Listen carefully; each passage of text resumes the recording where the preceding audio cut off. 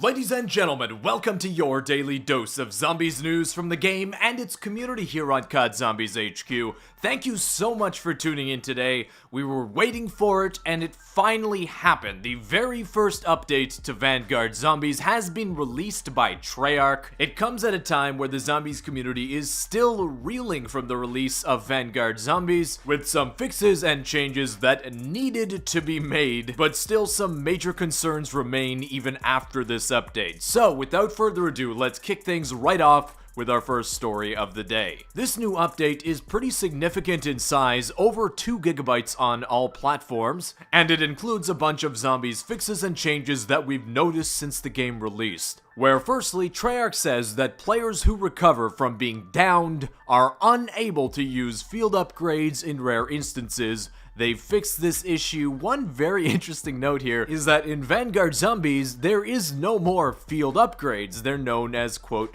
artifacts now. It's kind of funny that Treyarch is recognizing that they're basically the same thing from Cold War, but I guess some players were straight up unable to use them after being downed once, so this is a good change. Next up, in a fix that I've personally encountered, and I'm sure if you guys have played some Vanguard Zombies, you've seen this too, it's pretty annoying, where Treyarch says they've addressed an issue where the self-reviving meter sometimes shows no progress, where you'll try to self-revive and no progress bar would appear on the screen. I had my buddy go down with a self-revive and he just wouldn't give him the progress bar, so he was scared he wouldn't get back up, but it eventually showed up. And now hopefully no one else will get to experience those few seconds of sheer panic, and their self-revives will work as intended from now on. Next up, in an issue that we've actually covered on this channel of actual footage of this taking place, where Treyarch says that they've addressed an issue that in rare circumstances, the takedown counter to Exfil does not track zombies that you've taken down. We originally think that this was caused by the nuke power-up dropping during the Exfil, and that would sometimes bug your game out, turning your Exfil into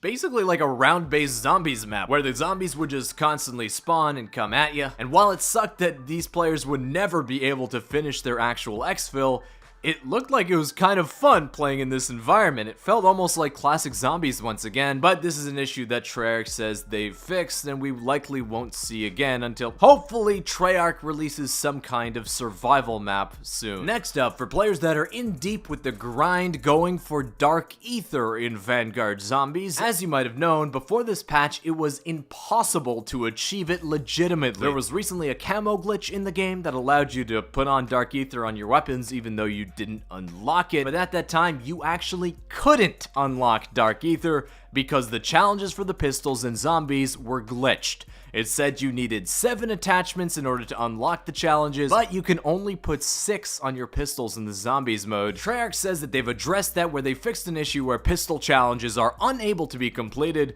due to a requirement of 7 attachments. Not sure how that was overlooked in development, as that's a pretty significant step going for Dark Aether, but now your camo challenges will be fixed for pistols in the zombies mode. Next up, Treyarch says that they fixed an issue that if players go down outside the damage barrier during the transmit mission, they would take damage over time upon reviving in the hub. I heard some reports about this, and it would basically end the game for you. If you went down outside the barrier during transmit, where the game slowly ticks down your health automatically, if you're totally down for the count, no revival, you're bleeding out, and you respawn at the hub when the other players in your game finish the objective, the game will still think you're outside of bounds in the transmit mission, and it'll just constantly tick your health down. Super annoying, and I'm glad players don't have to deal with this anymore. Next up, this was very annoying for players that were trying to go for high rounds that required specific covenants in order to actually be effective, specifically utilizing cryo freeze with the shotties in the game to quickly be able to take down the Stormkriegers. It's basically the meta in terms of covenants right now, using cryo freeze and the damage boost covenant associated with it as one of the most effective covenant combinations in the game right now. I'm actually using that covenant combination in the gameplay you're watching now. If you do want to attempt to go for a high round run in Vanguard Zombies, you basically are going to need cryo freeze and the covenant that boosts damage when zombies are slowed in order to make your high round run a lot easier. But that strategy is most effective when you get the legendary tiered covenants of both those abilities, and for some reason legendary tiered covenants wasn't showing up for some people in their games.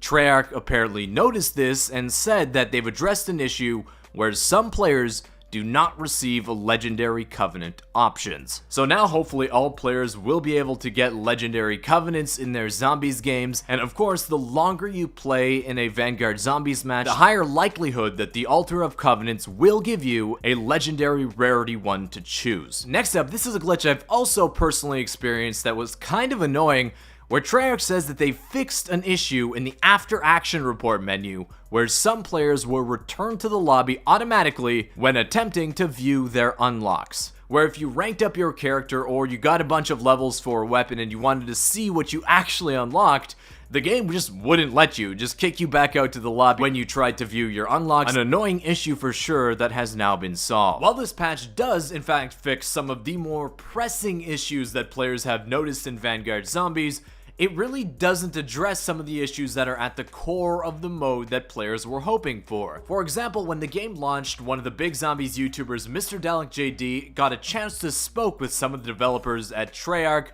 and confirmed that there is no Pack-a-Punch camo in the game, but that it would be coming sometime in the future. Players were hoping that after this first patch dropped, this would be the update where they released that Pack-a-Punch camo into the game. Unfortunately, it doesn't appear that way. Players are also hoping that there might be some kind of rebalancing needed for the weapon damage within Vanguard Zombies, where basically after a certain round, shotties become the only weapon you can really use effectively, which while it was kind of similar in Cold War Zombies where shotties were king, here it's a little bit excessive. A lot of players are calling for Treyarch to buff automatic weapon damage here in the Zombies mode to make them more viable in higher rounds. Even beyond that, surprisingly, they didn't actually talk about any of the crashing issues that players are experiencing within the Vanguard Zombies mode. Is nowhere near Black Ops 4 bad, but players are crashing out in high rounds, just ruining their runs. Like this Ready User No Fall crashing out on round 176 on Dare on Fang of pretty much constant gameplay. What just a brutal way to end your game. But do you know what's even more brutal than ending your high round game because of a crash? Well, how about this one experienced by the official KHF over on Reddit, where he's on round 182 and it boots him from the game because of a playlist update. All Zombies matches, even solo ones, of course run on dedicated servers now, which means that you can't pause the game, and if there's an update to the server, it'll boot you out of your Zombies match to run that update. It's brutal. But guys, that does wrap up the show today. I want to thank you so much for watching. Hey, if you did enjoy it, consider hitting that thumbs up button down below. Subscribe to the channel if you haven't already. While it's nice that we did get a set of preliminary fixes and changes to the Vanguard Zombies mode, I think a lot of players in the community are still waiting for Treyarch themselves, a Treyarch officially, to address the Zombies community and talk about what their plans are for improving this mode in the future beyond just adding a new field upgrade and a new objective into the game mode. Players are hoping for a little bit more detail there, and hopefully Treyarch delivers in some kind of community post sometime soon. But I want to thank you again for watching, and I'll see you with another Zombies news update tomorrow. Peace.